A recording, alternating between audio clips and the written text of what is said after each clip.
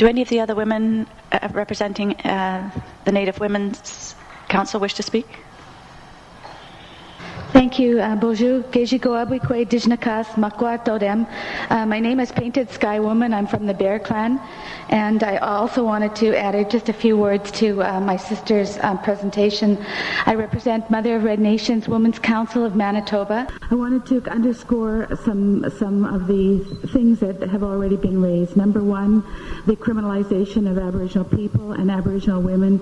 In Manitoba, in the provincial criminal justice system, there are about over 1,000 young Aboriginal women that are incarcerated or involved in the probation system at some level.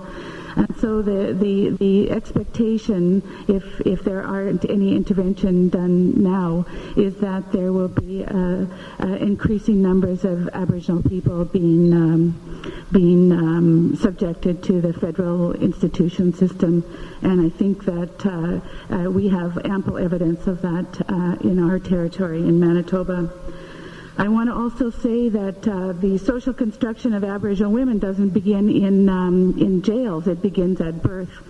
And in all the institutions that that are essentially Eurocentric institutions that we have to encounter on a daily basis in our lives, in our territories, and that includes the education system, the Indian Act system, the health system, the child welfare system, and the criminal justice system.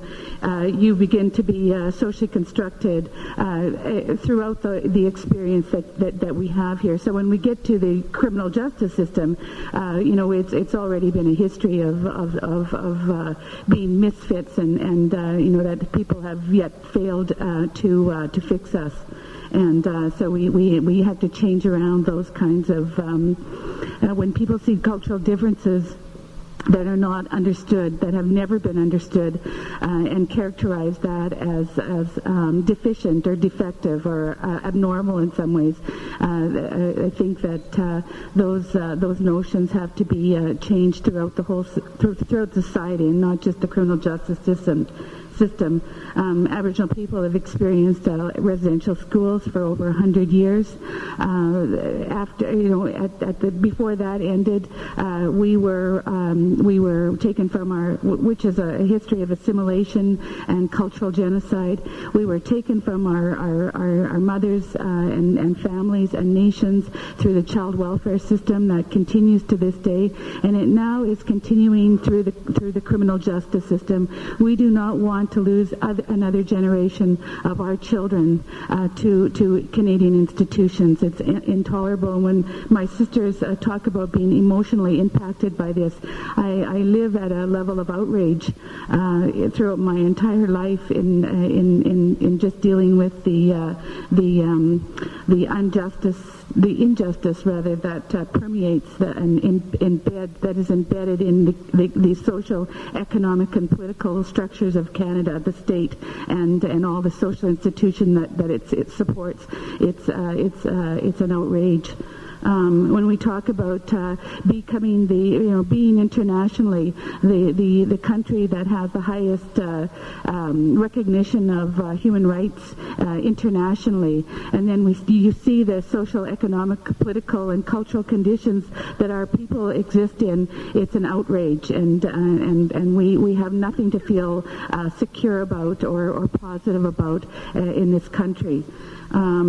Aboriginal women want nothing less and deserve nothing less than to be restored to our full, given back our full or we will take back our full responsibility and roles that we had existing in pre-colonial societies, and we are committed to that, and including decolonizing ourselves, our nations, our families in the process. And one final thing, we cannot be decolonized by the colonizers. We need to be given the resources in our hands, our resources. This is our land. These are our resources that now they need to be diverted into our hands so that we can begin to restore and fix the profound damage and distortion that being colonized has brought to us. And I implore people who have justice in their hearts and justice in their heads to make that happen. Miigwech.